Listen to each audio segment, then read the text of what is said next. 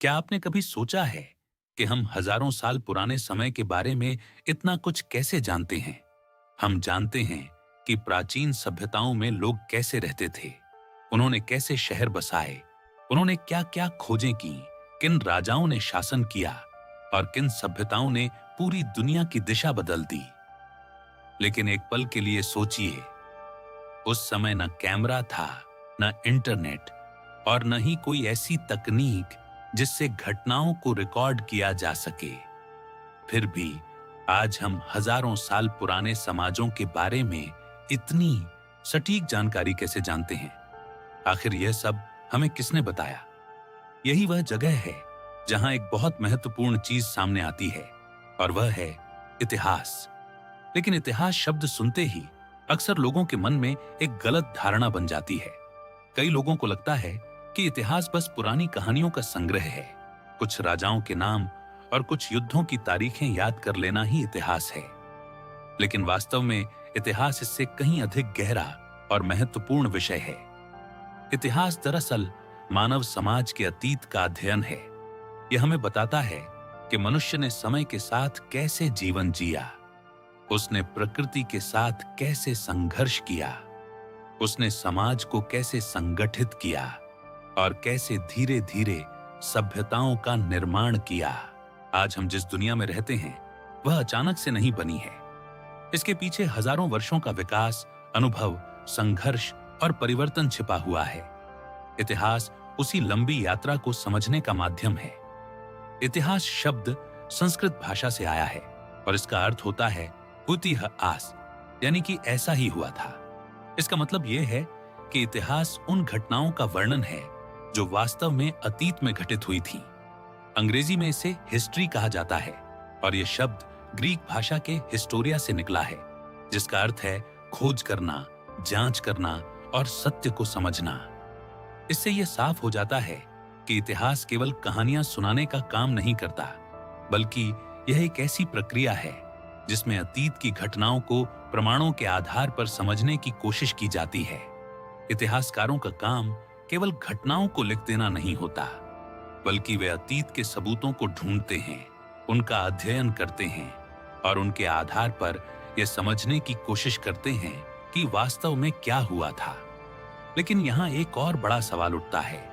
अगर हजारों साल पहले की घटनाओं को किसी ने रिकॉर्ड नहीं किया था, तो इतिहासकारों को यह सब जानकारी मिलती कैसे है? यही वह जगह है जहां इतिहास को समझना और भी दिलचस्प हो जाता है, क्योंकि इतिहास को समझना कई बार एक जासूसी प्रक्रिया जैसा लगता है।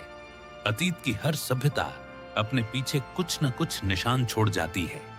कभी यह निशान पत्थरों पर लिखे शिलालेखों के रूप में होते हैं, कभी पुराने सिक्कों के रूप में, कभी मिट्टी के बर्तनों के रूप में, कभी प्राचीन इमारतों के रूप में और कभी पुराने ग्रंथों के रूप में। इतिहासकार इन सभी चीजों को ध्यान से देखते हैं और उन्हें जोड़कर अतीत की कहानी समझने की कोशिश करते हैं।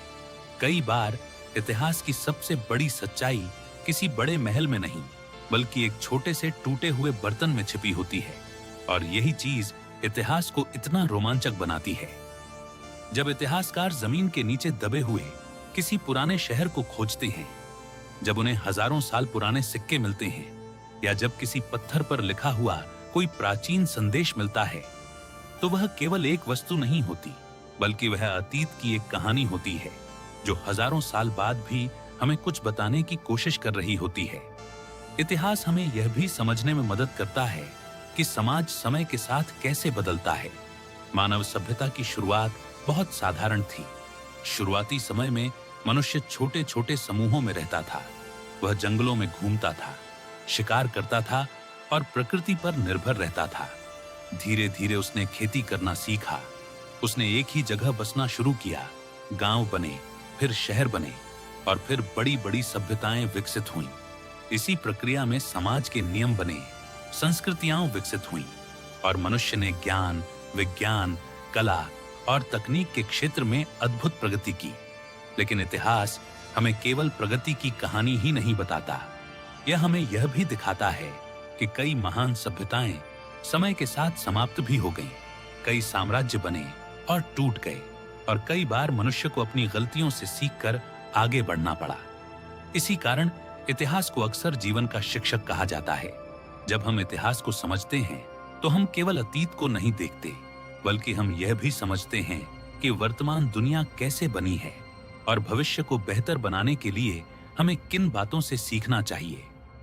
लंबे समय तक लोगों को लगता था कि इतिहास केवल राजाओं और युद्धों की कहानी है, लेकिन आधुनिक इतिहासकार मानते हैं कि इतिहास पूरे समाज की कहानी है।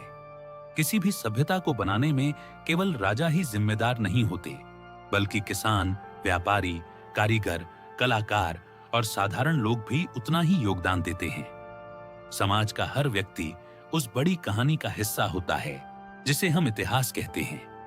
इतिहास हमें यह एहसास भी कराता है कि हम इस विशाल मानव यात्रा का एक छोटा सा हिस्सा हैं।